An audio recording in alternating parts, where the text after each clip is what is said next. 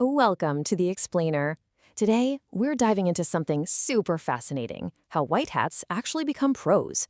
We're going to completely demystify the real journey of a professional hacker. So you can go ahead and leave those Hollywood Matrix Code myths entirely behind. You know the ones. Forget the leather trench coats and that furious keyboard mashing you always see in the movies. The actual professional journey requires incredible discipline, textbooks that are literally thicker than phone books, and, honestly, a whole lot of paperwork.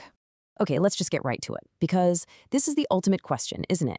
How does someone take a skill set that could so easily lead to a federal prison sentence and somehow turn it into a highly respected, perfectly legitimate career?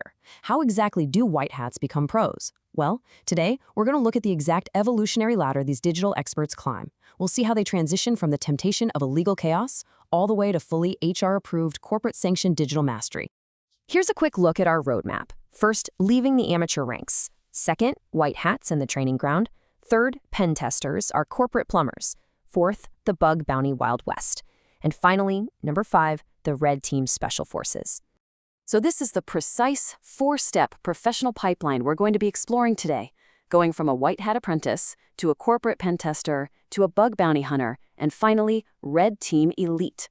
Every single stage in this forward momentum requires a massive leveling up in skills, mindset, and of course, responsibility.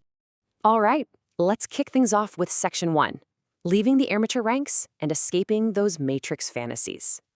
To really understand these pros, we first need to take a quick glance at the amateur baseline they absolutely have to rise above. And let me tell you, there is a sheer contrast in reality between these two worlds. On one side, we have the amateurs, right? The wannabes, the script kiddies. Their entire hacking education comes from binge-watching TV shows and relying on some really sketchy forum downloads. They literally think guessing their neighbor's Wi-Fi password, like password 123, makes them some sort of digital demigod. They'll brag about taking down servers, conveniently leaving out the part where it was just their own Minecraft realm crashing from lag. But on the professional side, the fantasy just evaporates. Pros are relying on operating systems like Kali Linux, they're studying textbooks thicker than a phone book, and they're building legitimate home server farms in their bedrooms. The leap from amateur to pro is absolutely immense. Which brings us to Section 2, white hats and their training ground. This is that pivotal moment when our hacker decides, hey, I'm going to play for the good guys. So the crucial thing to understand here is what a white hat actually is. These are individuals who realize that not ending up in federal prison is actually kind of cool. They're ethical hackers in training. They show up to hackathons not to cause chaos, but to really flex their new ethical muscles. They want to look badass, sure, but instead of dropping malware, they're patching holes and reporting bugs.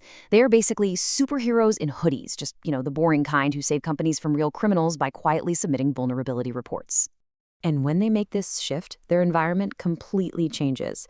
Their bedroom starts humming with secondhand servers stacked up like Lego blocks, network cables running literally everywhere. To their parents, it looks exactly like a mad scientist's lair, which means they constantly have to answer their moms who peek in every night just to ask if what they're doing is illegal. And the answer is always, no, Mom, I'm not going to jail. Yes, this is an actual real career. Let's move into Section 3 now. Pen testers, the corporate plumbers. From that training ground, our hackers are ready to enter the corporate structure. This is where hacking officially goes pro. Penetration testers, or pen testers for short, are the lucky few who actually get paid to break into things. The hoodies and headphones are swapped out for business casual and LinkedIn buzzwords like cybersecurity consultant. But what makes them so incredibly valuable isn't just their technical skill. It's their ability to translate technical flaws into boardroom language. They can explain totally complex vulnerabilities, like a SQL injection, to a room full of executives in plain English without ever relying on hacker slang. They are essentially IT plumbers, hired to legally think like criminals and patch the leaks before the basement floods. But the day-to-day life of that corporate job, it is definitely eye-opening. Get this, 80% of a pen tester's job is not hacking, it's paperwork. It's meticulously mapping vulnerabilities, writing endless 50-page documents, and highlighting critical risks for a CEO who will probably skim it for all of 3 seconds. Only about 20% of their time is actually spent poking holes in firewalls and testing logins until something breaks. So it really is a highly structured, HR-approved reality. But that corporate setting definitely comes with some hilarious facepalm moments. Occasionally, a pen tester will present all their hard-earned findings, and an oblivious manager will lean in and ask something like, hey, can you just hack our competitors? These professionals go through years of strictly legal training specifically to avoid prison, not to become James Bond with a keyboard and commit corporate espionage. Which naturally leads us to Section 4, Bug Bounty, the Wild West. So, what happens if our white hat absolutely hates paperwork and corporate dress codes? Well, they move on to the next evolutionary stage. Bug bounty hunters are the true freelancers of the cyber world. They trade in the bosses, the rules, and those endless reports for code, coffee, and the hope of a major cash payout. Instead of robbing banks, these modern cyber cowboys hunt for vulnerabilities in major websites and applications, and they submit them to the companies for a reward. They're basically fueled by Red Bull instead of whiskey. Now, social media makes this lifestyle look incredibly glamorous. If you look on Instagram, you'll see the bug bounty hunter in a cozy cafe, latte in hand, laptop glowing, with a caption casually bragging that they just bagged a $20,000 bug. But the actual reality? Oh man. For every massive jackpot, thousands of these freelancers are grinding away through horribly messy code, enduring sleepless nights, testing the most obscure edge cases, only to be offered a $50 payout, just enough to cover an energy drink and maybe half of their Wi-Fi bill. It is a very unpolished, exhausting truth. Their lifestyle is absolute chaos. I mean, they are bouncing from coffee shops to 24-hour diners, fingers just flying across the keyboard.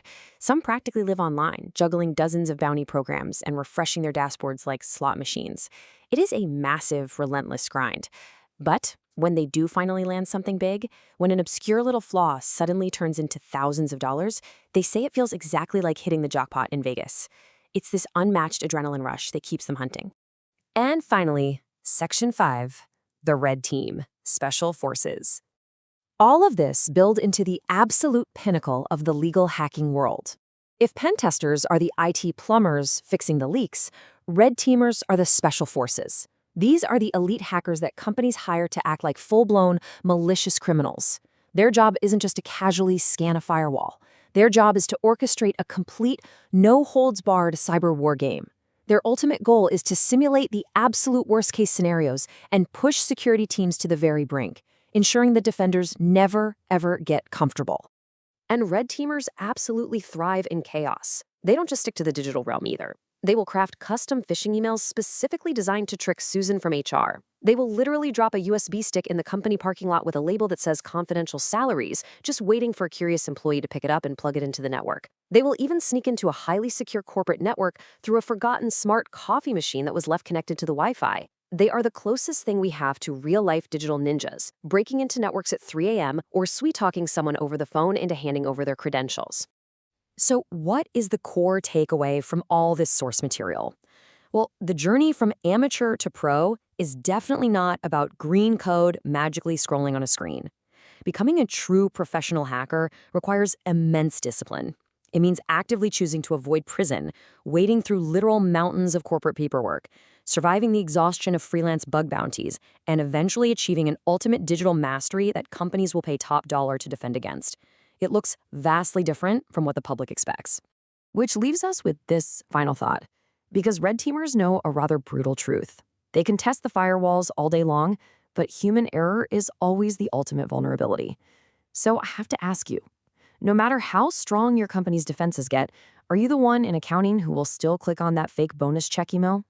Think about that next time you check your inbox. Thanks for joining me on this explainer, and keep your defenses up.